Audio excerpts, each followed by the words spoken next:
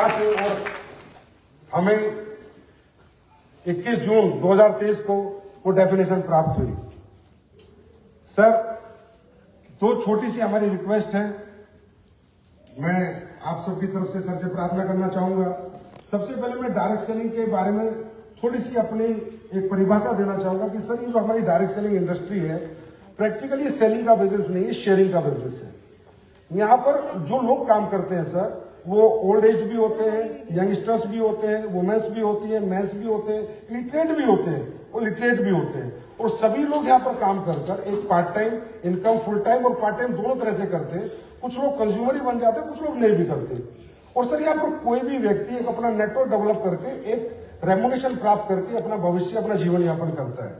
तो सर, ये जो इंडस्ट्री है, यहाँ पर अगर कोई, मतलब ऐसा नहीं है कि यहाँ पर लिटरेट ही आएगा। अगर कोई भी यहाँ पर कामयाब है तो वो सेलिंग नहीं करना जानता, वो बीबीए एमबीए मार्केटिंग नहीं है, और वो प्रोडक्ट शेयरिंग करना जानता है। तो हमारी इंडस्ट्री में जो प्रोडक्ट है सर, वो सबसे मेजर फैक्टर है। अगर उसकी क्वालिटी है तो व्यक्ति लेता है और उसको शेयर करता है, और शेयरिंग करते करते एक नेटवर्क डेवलप हो जाता है और उसको रेम्युनेशन आने लगता है, जिससे वो एक अपना अच्छा भविष्य बना लेता है।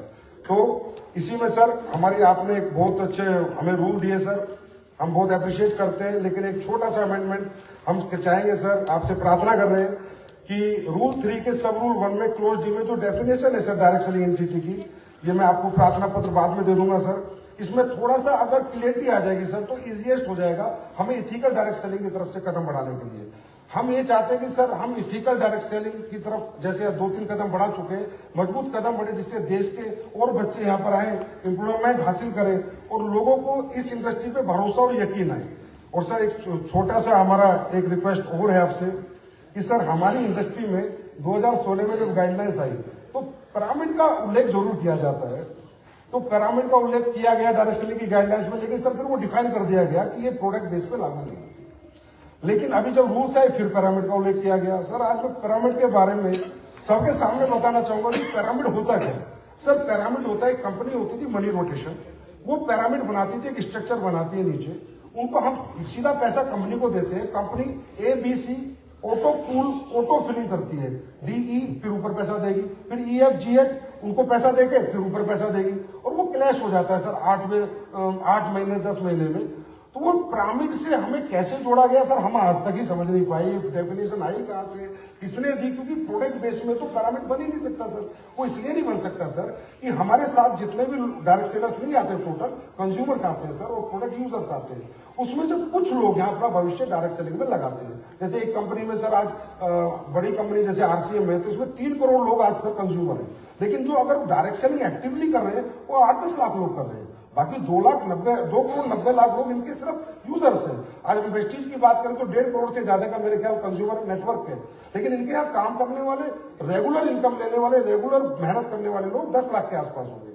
तो इसीलिए पिरामिड तो दूर दूर तक, हमसे दूर दूर तक कोई रिश्ता नहीं है, पर ये पता नहीं कहां से आती है। तो सर, क्योंकि इससे क्या होता है सर, हमें इन्फोर्समेंट एजेंसी बहुत परेशान करती हैं, बहुत हरास करती है, और लास्ट में जाके ये कह देती है तुम भी तो पिरामिड हो। क्योंकि सर, हमारा सिंगल लेयर नेटवर्क बन ही नहीं सकता, हमारा तो मल्टी लेयर ही बनता है। और आज आप देखिए सर कि प्रोडक्ट बेस्ड और क्वालिटी बेस्ड कंपनियां हैं, तो 60 साल 70 साल से पूरे वर्ल्ड वाइड कंपनियां काम कर रही है सर। पिरामिड कहाँ 60-70 6 महीने नहीं टिकते।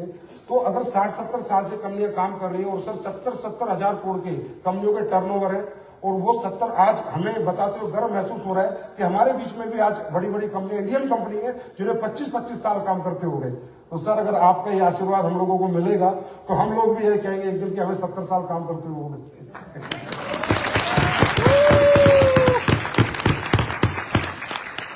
तो सर, ये प्रार्थना हमारी आपसे है सर, और ये प्रार्थना हमारी, मुझे पता है सर, आप जरूर पूरी करते हैं। जो भी हमने आपसे मांगा है, आपने हमेशा स्वीकार किया है। इससे सर हमारी इंडस्ट्री में बहुत उत्साह आएगा, एम्प्लॉयमेंट बहुत जनरेट होगा, और हमारे सर्वप्रिय, लोकप्रिय, विश्वव्यापी हमारे आदरणीय प्रधानमंत्री जी का जो सपना है आत्मनिर्भर भारत और मेक इन इंडिया, इसमें भी डायरेक्ट सेलिंग अपना सशक्त रोल निभाएगी। तो फिर एक बार आपको प्रार्थना करते हुए सर अपनी वाणी को विराम देना चाहूंगा। जय हिंद, जय भारत, बहुत बहुत धन्यवाद।